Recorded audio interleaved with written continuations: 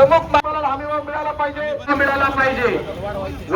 समान कामाला समान वेतन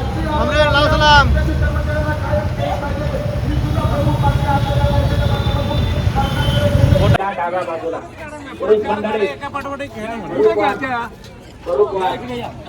प्रत्येक गाडीला वेगळी जागा काढून घ्या. शेतीच्या शेतमालाला 50% नुसार हमीभाव मिळाला पाहिजे. वन जमिनीच्या वाढीव क्षेत्रासह स्वतंत्र सातबारा तयार करा. योजना कर्मचारी कायम होऊ शकतात, नगरपालिकेतले कामगार कायम होऊ शकतात. आपल्याला माहिती आहे की आज हा जेल भरो देश पातळीवर होतोय. पूर्ण देशामध्ये सर्व कामगार कर्मचाऱ्यांच्या संघटना आणि शेतकऱ्यांच्या संघटना यांनी एकत्र येऊन 29 जुलैला असा निर्णय घेतला की मोदी सरकारच्या शेतकरी कामगारांच्या विरोधातल्या धोरणाचा पाडाव करण्यासाठी संबंध देशभरामध्ये कामगार आणि शेतकरी रस्त्यावर उतरतील आणि जेल भरो आंदोलन करतील अशा पद्धतीचा निर्णय 29 जुलैच्या शेतकरी कामगारांच्या दिल्लीच्या मेळाव्यात झाला. ग्रामीण अर्थव्यवस्था संबंध मोडकळीस आलेली आहे. शेतमजूर अत्यंत संकटात सापडलेला आहे. लोकांना पोट भरण्यासाठी गावं सोडून शहरामध्ये यावं लागतंय, इतकी भयानक परिस्थिती निर्माण झालेली आहे. त्यामुळे एका बाजूला संपत्ती निर्माण करणारा शेतकरी संकटात आहे, दुसऱ्या बाजूला कामगार वर्ग जो संघटित क्षेत्रामध्ये असंघटित क्षेत्रामध्ये सरकारी खात्यामध्ये निम सरकारी खात्यामध्ये काम करणारा कामगार कर्मचारी वर्ग आहे.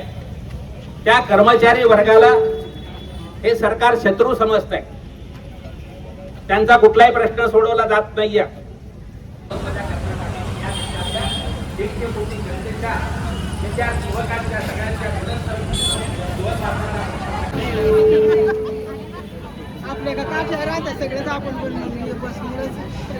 आज आपण मोठ्या संख्येने शेतकरी, कामगार, योजना कर्मचारी, आशा गटप्रवर्तक, बांधकाम कामगार, घरकामगार सर्व मोठ्या संख्येने आपण एकत्र आलात त्याबद्दल सर्वांचं मनपूर्वक कामगार कर्मचारी कृती समितीच्या वतीने, लाल बावट्याच्या वतीने सगळ्यांचं मनपूर्वक स्वागत करतो.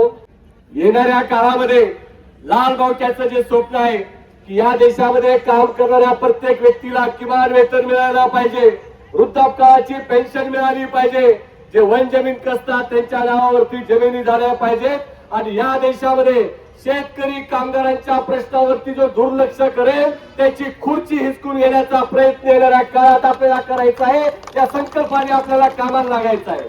या देशातला विद्यार्थी जागृत झाला, जंतर मंतरवरती लढला. सर्व तरुण विद्यार्थी होते, कधी त्यांनी जेल पाहिली नव्हती, पोलिसांची काठी पाहिली नव्हती, परंतु आपल्या हक्कासाठी उभे राहिले.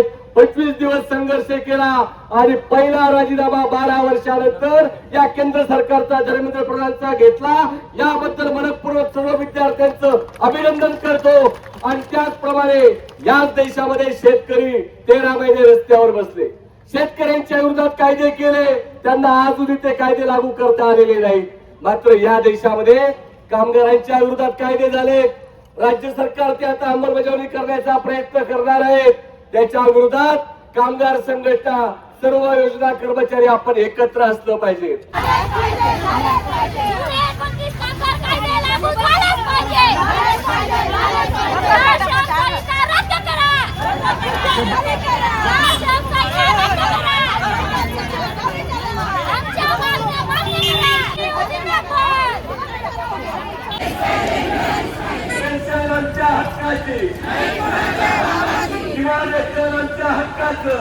कर्मचारी असेल त्यांना EPS मध्ये 2-3 हजार 4,000 रुपयापेक्षा जास्त पेन्शन नाही. सगळी परिस्थिती आहे.